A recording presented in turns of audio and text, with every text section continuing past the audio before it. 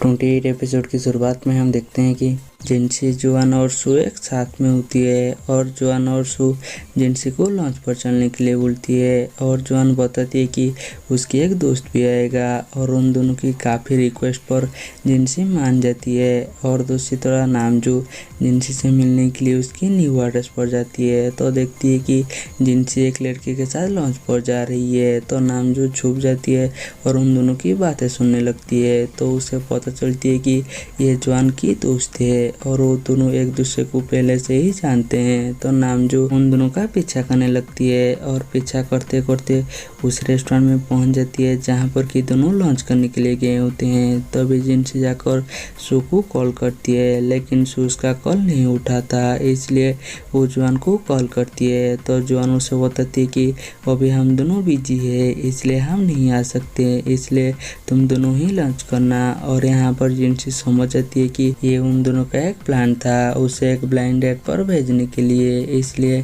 जिनसी चुपचाप आकर वहीं पर बैठ जाती है। तभी जुआन की दोस्त वॉशरूम में जाती है तो नामजो भी उसकी पीछे पीछे जाती है और उसे बताती है कि हम दोनों पहले भी मिल चुके हैं। और वो जुआन की दोस्त को पूछती कि तुम जिनसी को कब से जानते हो, तो वो लड़का उसे बताती कि मैं जिनसी को बचपन से जानती हूँ। तो नामजो उसे पूछती कि क्या तुम जिनसी को पसंद करते हो, तो जुआन के दोस्त से बताती कि हाँ वो कितना फनी है और कितना क्यूट भी है, तो उसे कौन नहीं पसंद करेगा। अगर हम दोनों डेट भी करेंगे तो हम हमारी रिश्ते को आगे बढ़ा सकते हैं और मैं उसकी बहुत ही अच्छे से ख्याल रखूँगा और उसे किसी भी चीज़ का कमी नहीं होने दूंगा, उसे जो पसंद है वो कर सकती है। और ये सारी बातें सुनकर नामजो थोड़ा सा अपसेट हो जाती है और वो जुआन की दोस्त को बोलती है कि तुम जिनसी का बहुत ही अच्छे से ध्यान रखना, बोलकर वो यहाँ से चली जाती है। और जुआन की दोस्त वापस आकर जिनसी को बताती कि मुझे वॉशरूम में एक आदमी मिला है जो कि मुझे तुम्हारे बारे में पूछ रहा था और उसने मुझे बोला कि मैं तुम्हारी अच्छे से ध्यान रखने के लिए। और यहाँ पर जिनसी समझ जाती है कि वो नामजू है, इसलिए वो जुआन की दोस्त को पूछती कि वो आदमी कहाँ पर गया। तो जुआन की दोस्त उसे बताती कि वो बाहर की तरफ गया, इसलिए जिनसी नामजू से मिलने के लिए भागते हुए बाहर की तरफ जाने लगती है और वो चारों तरफ से उसे ढूंढने लगती है।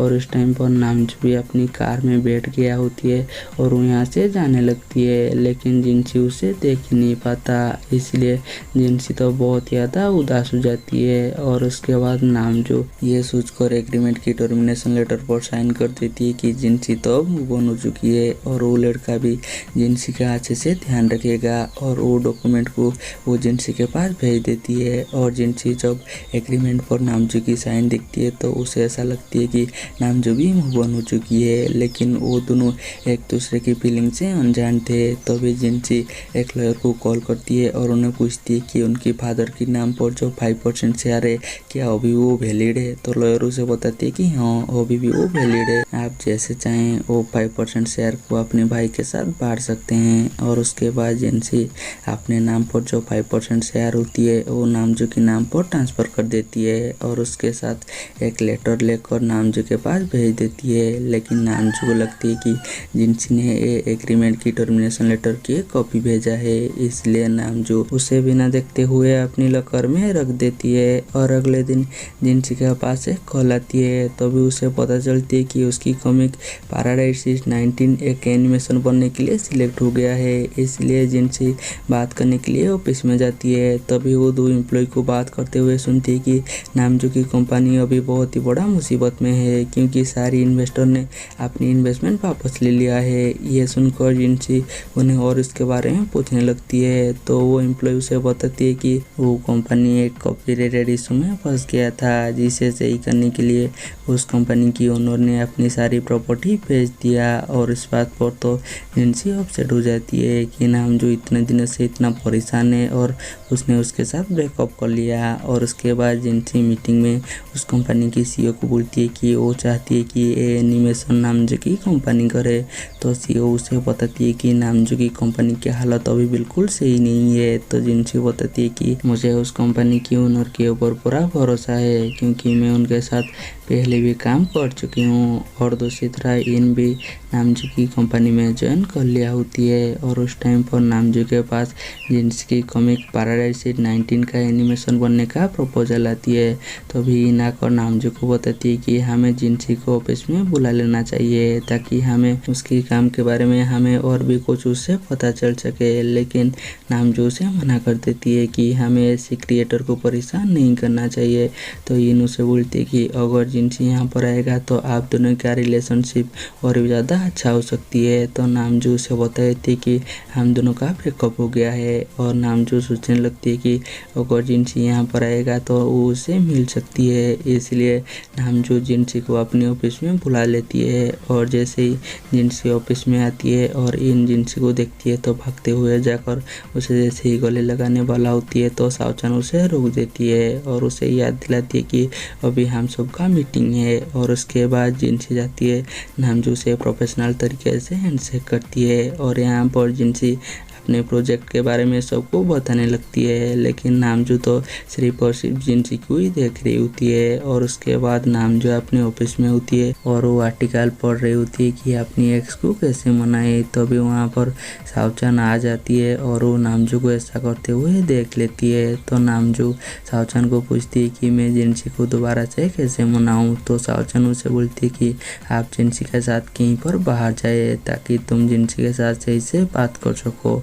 और उसे बताती कि मैंने आपको नहीं बताया, लेकिन जिनसी अपने जूनियर के साथ काफ़ी क्लोज हो गया है। जिस बात पर तो नामजू को बहुत ज़्यादा गुस्सा आती है। इसलिए वो जिनसी को ढूंढते हुए कैफेटेरिया की तरफ जाने लगती है, जहाँ पर कि वो देखती है कि जिनसी और इन एक साथ बैठकर गॉसिप कर रहे हैं। इसलिए वो उनके पास जाती है और उन्हें पूछती है कि तुम दोनों किस बारे में बात कर रहे हो। लेकिन जिनसी उसे इसके बारे में कुछ ही बताता नहीं है। इसलिए नामजू गुस्से में इनको बताती है कि 20 मिनट में मीटिंग है बोलकर वो यहाँ से चली जाती है। और सावचान को लेकर अपने ऑफिस में जाती है और उसे बताती है कि मैं जिनसी से बात करना चाहती हूँ, लेकिन जिनसी मुझसे बात नहीं कर रही है। तो सावचान बताती है कि अभी आप दोनों का ब्रेकअप हो गया है, तो वो आपसे क्यों बात करेगा। तो नामजू बताती है कि मैं जिनसी से ब्रेकअप करना नहीं चाहती थी। तो सावचान उसे बताती है कि तो आपको पहले ये पता लगाना होगा कि आप दोनों का ब्रेकअप क्यों हुआ, और आपको ये भी दिखाना होगा कि ब्रेकअप के बाद आप काफ़ी दुखी है और आप बहुत ही बदल गए हैं। और उसके बाद मीटिंग में नामजू जिनसी को बोलती है कि इसमें साइड कैरेक्टर बहुत ही ज़्यादा है जिन्हें हटाना होगा। लेकिन जिनसी मना कर देती है और बताती है कि अगर साइड कैरेक्टर को हटा दिया तो कहानी का कोई भी मतलब नहीं होगा। जिस बात पर उन दोनों में बहुत ही फनी बहस होने लगती है। तभी नामजू की मोम सावचान को कॉल करती है और उसे पूछती है कि नामजू और जिनसी का रिश्ता अब कैसा है। तो सावचान बताती है कि अभी उन दोनों का रिश्ता बिल्कुल भी सही नहीं है। जो सुनकर नामजू की मोम बताती है कि ठीक है, मुझे ही उन दोनों के बीच में आना होगा उन दोनों के रिश्ता को सही करने के लिए। और उसके बाद इन नामजू के पास जाती है और उसे बोलती है कि अगर आप दोनों का अभी ब्रेकअप हो गया है तो क्या मैं जिनसी के ऊपर ट्राई कर सकती हूँ। और इस बात पर तो नामजू को बहुत ज़्यादा गुस्सा आती है, लेकिन वो ना चाहते हुए भी उसे बताती कि अभी हम दोनों का ब्रेकअप हो गया है, इसलिए मैं इसके बारे में तुम्हें कुछ ही बोल नहीं सकता। ये सुनकर इन तो बहुत ज़्यादा खुश हो जाती है। तभी उसके पास सावचान आती है और ऑफिस रूल का बोर्ड लगाने के लिए उसे देखकर यहाँ से चली जाती है, जिसमें आखिरी रूल में ये लिखा हुआ होती है कि ऑफिस के अंदर किसी का भी ध्यान ना भटके, इसलिए किसी भी रिलेशनशिप का अलाउ नहीं है। ये देखकर इनको तो बहुत ज़्यादा गुस्सा आती है। और यहीं पर हमारी एपिसोड खत्म हो जाती है। हम मिलेंगे जल्दी ही नेक्स्ट एपिसोड में।